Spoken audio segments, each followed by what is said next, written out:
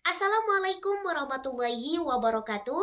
Halo semuanya, perkenalkan saya Nursipa Salvia, mahasiswi Universitas Islam Negeri Sunan Gunung Jati Bandung, Prodi Pendidikan Agama Islam semester 4. Pada kesempatan kali ini, ayo kita belajar bersama-sama mengenai konsep dasar filsafat ilmu. Jangan lupa simak videonya sampai akhir ya. Sebelum kita mengenal atau mempelajari mengenai konsep dasar filsafat ilmu, maka kita juga perlu mengetahui apa itu filsafat ilmu. Nah, teman-teman, filsafat ilmu adalah cabang filsafat yang mempelajari dan mempertanyakan secara sistematis mengenai hakikat pengetahuan ilmu yang berhubungan dalam masalah-masalah filosofis dan fundamental yang terdapat pada ilmu untuk mencapai pengetahuan yang ilmiah. Maksud filosofis di sini adalah sebuah kajian mengenai segala pengalaman manusia.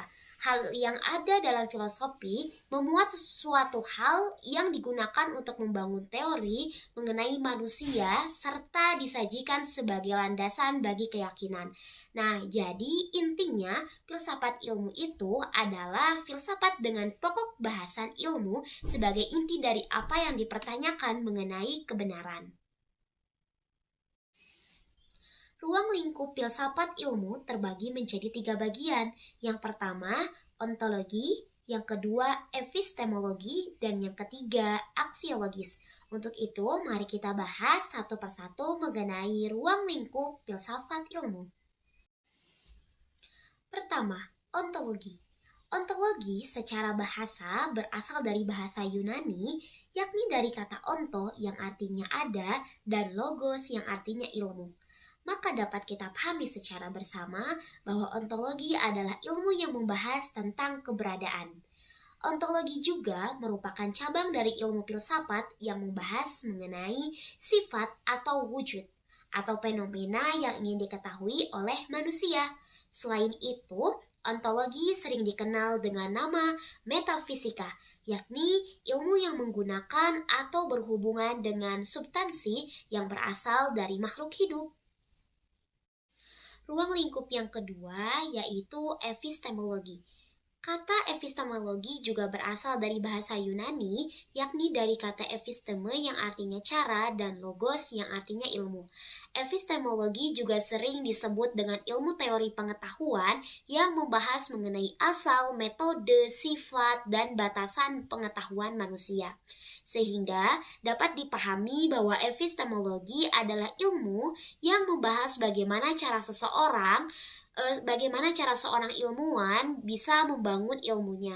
Tidak hanya itu, ternyata persoalan-persoalan yang dibahas oleh epistemologi, yakni seperti apa yang dimaksud pengetahuan, bagaimana seseorang bisa mengetahui sesuatu, bagaimana cara memperoleh pengetahuan, bagaimana cara menilai validitas, dan epistemologi juga membahas mengenai perbedaan yang ada antara kepercayaan, kepengetahuan, dan lain sebagainya. Ruang lingkup yang ketiga yaitu aksiologi. Aksiologi merupakan kajian filsafat yang berhubungan dengan etika, estetika, dan agama.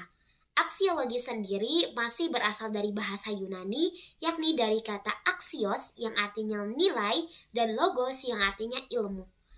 Jadi, tadi epistemologi membahas tentang teori atau metode, maka aksiologis adalah kajian filsafat yang berhubungan dengan nilai. Aksiologis akan menjelaskan apa gunanya ilmu tersebut dan fungsi dari pengetahuan yang kita dapat, seperti nilai-nilai apa saja yang kita peroleh dari ilmu pengetahuan yang kita pelajari. Nah, teman-teman, setelah kita membahas mengenai pengertian filsafat ilmu dan juga ruang lingkup filsafat ilmu, maka untuk lebih memahami mengenai ruang lingkup ontologi, epistemologi, dan aksiologi, mari kita bahas satu saja kasus yang berhubungan dengan ketiga ruang lingkup filsafat ilmu tersebut. Nah, di sini saya akan mengambil contoh yaitu rumah. Mengapa saya mengambil rumah? Karena saya rasa rumah adalah bentuk bangunan yang sering kita lihat atau objek yang sering kita lihat dalam kehidupan kita sehari-hari.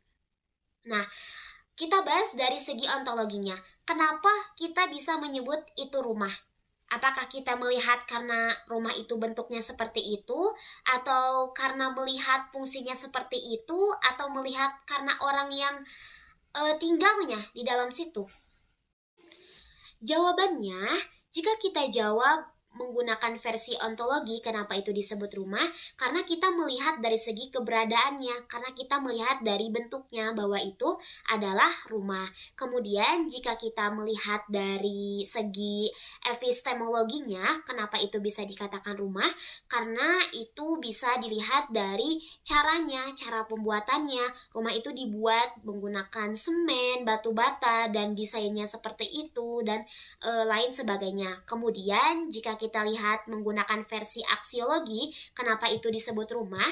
Jawabannya karena kita melihat dari fungsinya bahwa rumah itu adalah tempat tinggal di mana di dalamnya pasti terdapat satu kelompok individu atau manusia, satu kelompok manusia yang disebut keluarga yang tinggal di dalamnya. Seperti itu. Baik teman-teman, sekian pembahasan mengenai ruang lingkup filsafat ilmu. Mudah-mudahan dapat bermanfaat bagi kita semua. Terima kasih karena sudah menonton video ini. Wabillahi taufiq wal hidayah. Wassalamualaikum warahmatullahi wabarakatuh.